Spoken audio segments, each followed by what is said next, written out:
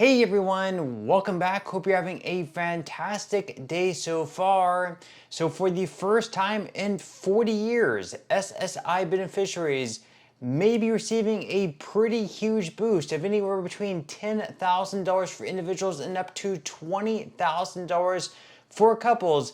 In today's video, we are going to be covering everything that you need to know. But before we go ahead and dive into for today, if you would like to receive up to $200 in free stock or $200 in free cash, in a pinned comment below, I will be leaving a link to Robinhood. All you have to do is once you click on that link is just sign up for a free account and then simply link your bank account.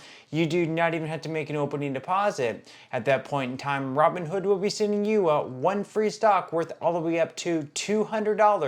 And if you really just have the cash, all you have to do is once you receive the free stock is just sell it for what it's worth and then transfer the cash value right back to your bank account. Okay, so diving right into it for today. So once again, for the first time in 40 years, it's been a long time, SSI beneficiaries may finally be receiving a pretty substantial boost, and then each year after that, they would continue increasing as well. I'm going to go ahead and dive into this article here that talks about this new bill in Congress that happens to be bipartisan. This means that Democrats are behind it, Republicans are behind it. And remember, we can have bills that only Democrats support or bills that only Republicans support, and they really have no chance of passing.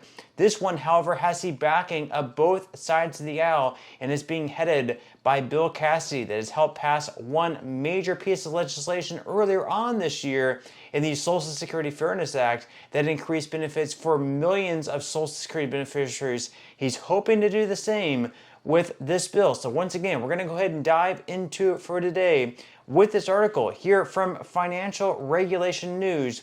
They say that legislation would raise SSI asset limits. Now remember, this is something that has not been increased since 40 years ago. This is something 40 years in the making, and hopefully they can get it done. So once again, according to Financial Regulation News, bipartisan legislation recently introduced in the U.S. Senate would reform the Supplemental Security Income Program for the first time in 40 years. The SSI Savings Penalty Elimination Act would raise SSI limits to $10,000 for individuals and $20,000 for married couples. The limits would be indexed to inflation moving forward. Now, under current limits, individuals with a disability or those 65 and older are only eligible for SSI if they have under $2,000 in assets. The limit is $3,000 for married couples. So why it's not at least $2,000 for individuals and then double that, $4,000 for married couples, it's pretty unfair. They're already penalizing people for getting married, not having it double what it is for individuals. It should at least be $2,000 for individuals and $4,000 for married couples. And at the time, they never indexed this to inflation. So $2,000 and $3,000 back then, 40 years ago, it might have been a decent amount of money at least. Today, in 2025, $2,000 and $3,000 barely even covers an emergency. It's almost nothing. So this is something that definitely needs to increase.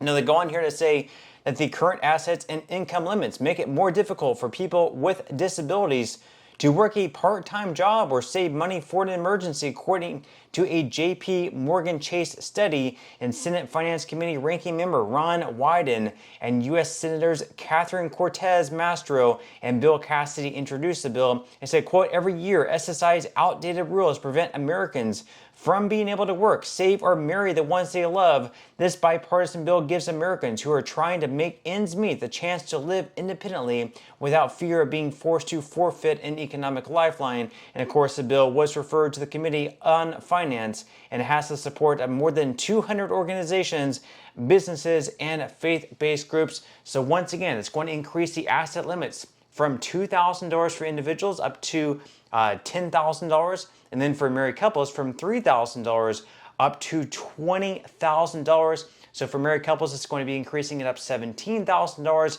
For individuals, it's going to be increasing it up $8,000 up to $10,000. So this bill, it's going to do a lot. As you can see up on the screen, this is the bill on congress.gov. This is the House's version of the bill.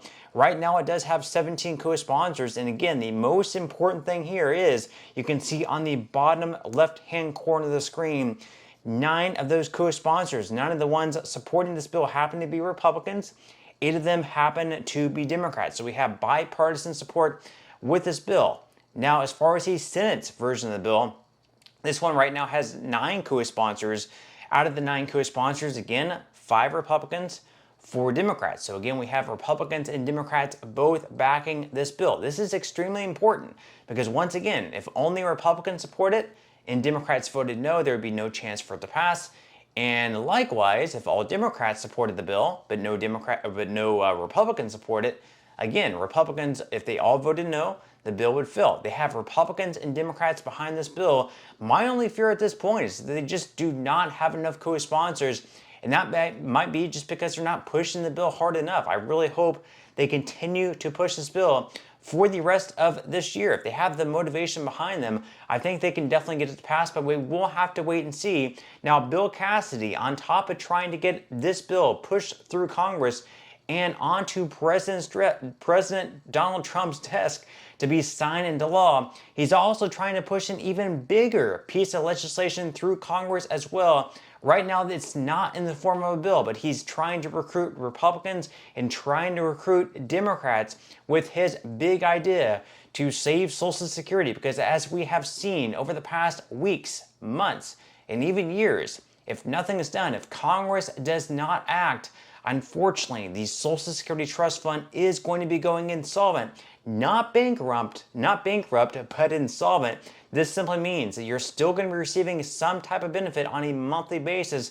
However, that benefit is going to be drastically cut. We're talking anywhere between 19 to 26%. So for someone receiving $2,000 per month, which is right around the average, a 25% cut, it could be a $500 reduction in their check. That would be pretty significant. So Bill Cassidy wants to save Social Security. He has a plan right now that would save Social Security. It would not cut benefits. It would also not increase taxes on people working and trying to, build towards a, eventually home ownership or other things like that, and not having to pay more taxes and make it even harder for them. So he has an idea. So according to Think Advisor, Senator Bill Cassidy told Think Advisor Thursday that the next step for his plan is to create a $1.5 trillion investment fund for Social Security is holding a congressional hearing. Cassidy told the Hill newspaper that he and Senator Tim Kaine are working together support for investing $1.5 trillion over the next 5 years into an investment fund that would be given 70 years to grow. He said, quote, "I have a plan that will protect promised benefits, save the program, and can pass Congress." That once again is what Cassidy told Think Advisor in an email comment. It is based on an approach that already works in the private and U.S. government sectors. That's how we know this can work with no risk to the beneficiary. Now, Cassidy told the Hill newspaper last month that the government would create an investment fund separate from the existing Social Security trust funds, into which the government would place $300 billion annually over the next 5 years. That money would be invested into stocks, bonds, and other investments, and Cassidy told the Hill it would be held in escrow for 70 years. He said, quote, "Any dividends being paid, for example, flow back into the investment fund. As it occurs, we also repeal the law requiring that benefits be cut to match trust fund income," Cassidy told the Hill, and the Treasury Department would be responsible for making up the payments for those 75 years, at which point the fund would pay back the Treasury Department and use its remaining funds to supplement Social Security payments, according to the senators. And Cassidy argued the plan would not add to the national debt, and a nonpartisan analysis by the Social Security chief actuary released on Tuesday found that the depletion date for the Social Security Old Age and Survivors Insurance Trust Fund, which pays retirees benefits, will come a year earlier in 2032 due to the One Big Beautiful Bill Act, which was signed into law on July 4th. So once again, they would be taking $300 billion per year over 5 years. That would result in $1.5 trillion in total. They would invest that into the stock market,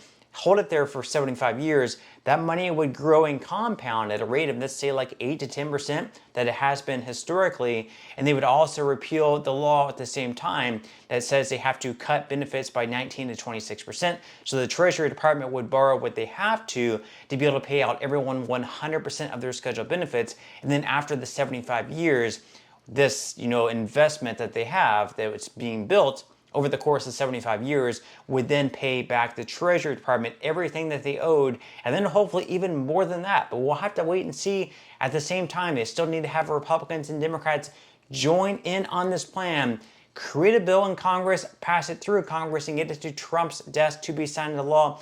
We'll have to wait and see. What do you think about the plan? Do you like it? Do you dislike it? Leave your thoughts and comments below. But that's all I have for today's video, and I will see you in the next one.